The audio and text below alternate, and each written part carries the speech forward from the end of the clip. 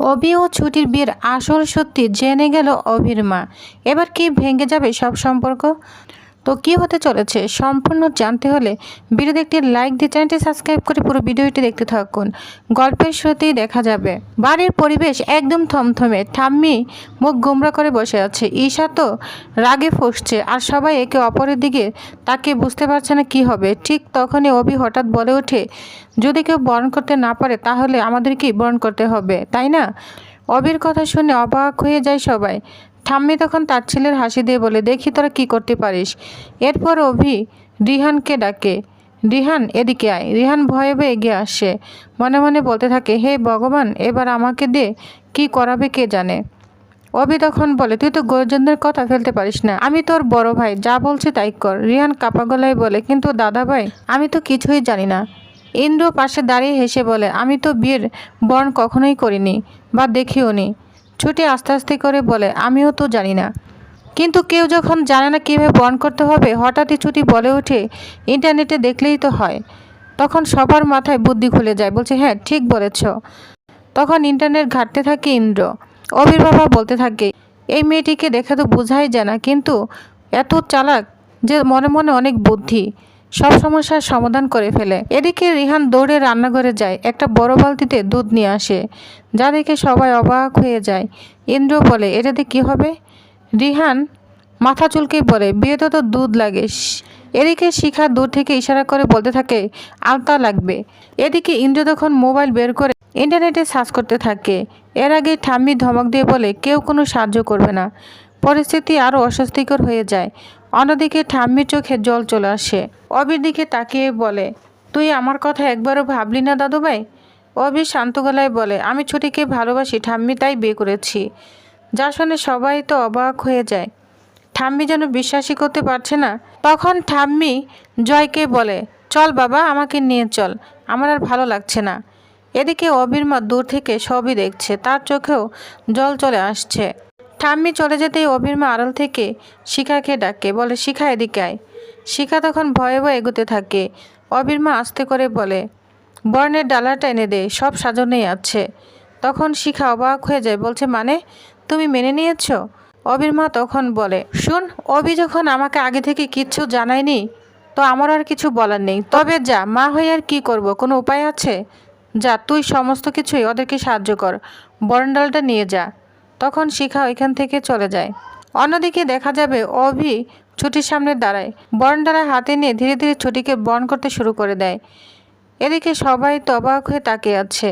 অবির মা আড়াল থেকে সেটা দেখছে, তার চোখেও জল গড়িয়ে পড়ছে। মনে মনে বলে, ছেলের বিয়ে হলো, অথচ আমি নিজের হাতে কিছুই করতে পারলাম না। অন্যদিকে দেখা যায় শিখা দুধের আলতা নিয়ে আসে। অবি ছুটিকে বলে, এসো। ছুটি ধীরে ধীরে পা বাড়ায়। ঠিক তখনই অবির মা হঠাৎ করে বলে, ডান পা নয়, আগে বাম পা দিতে হয়। যা শুনে সবাই চমকে যায়, কিন্তু কোথা থেকে আওয়াজটা ভেসে আসলো, কার আওয়াজ কেউ ধরতে পারছে না। ইন্দ্র অবাক হয়ে বলে, কে বলল? অবি বুঝে যায় যে এটা তার মাই বলেছে, তখন ইন্দ্রকে থামিয়ে দেয়। এদিকে অবির মা লুকিয়ে পড়ে। ছুটি দুধ আলতা পা ডুবিয়ে ঘরে ঢুকে মাটিতে লাল পায়ের ছাপ পড়তে থাকে, আর সেই দৃশ্য দেখে অবির মায়ের চোখ আরও ভিজে যায়।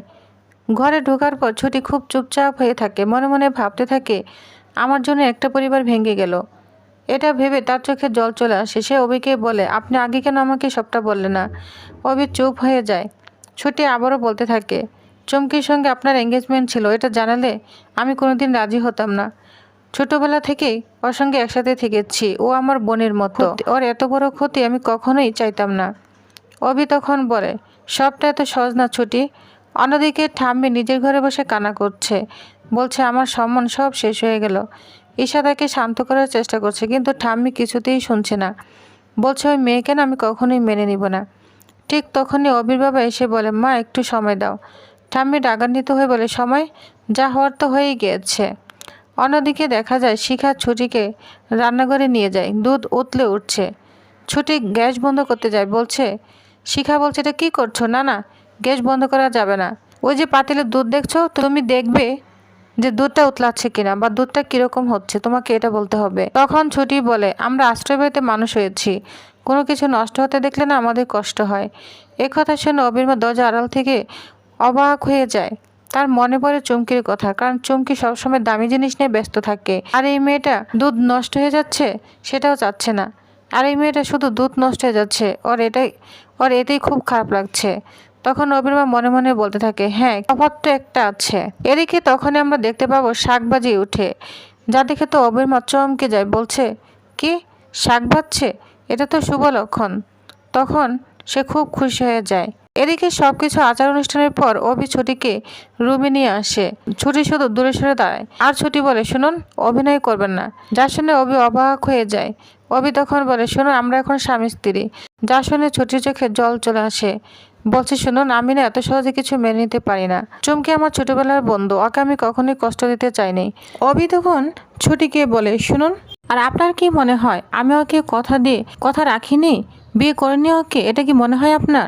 তখন ছুটি বলে, তাহলে আপনি এত জঘন্য কাজটা কেন করলেন বলুন? আমি তো নিজের চোখে নিজেই ছোট হয়ে গেলাম। এটা বলে চুমকি খুব কান্না করতে থাকে। তখন অভি অবাক হয়ে তাকিয়ে আছে চুমকির দিকে। অভি তখন রুমাল দিয়ে বলে, নিন চোখটা মুছুন। তখন চোখটা মুছে না ছুটি রাগান্বিত হয়ে বলে, শুনুন আমাকে না দুর্বল ভাববেন না, আমার জন্য চুমকির জীবনটা নষ্ট হয়ে গেল। তখন অভি বলে, শুনুন আপনাকে একটা কথা বলি, আজকে যদি এঙ্গেজমেন্টটা হয়ে যেত না, তবে সেটা অনেক বড় ক্ষতি হয়ে যেত, আমার পরিবারও ধ্বংসের দিকে চলে যেত, সেই জন্যই বিয়েটা করতে হয়েছে। ছুটি তখন বলে, সেটা তো আপনাকে জানানো উচিত ছিল তাই না? দেখুন সম্পর্ক যেমনই হোক না কেন, তার প্রাথমিক ভিত্তি হলো বিশ্বাস।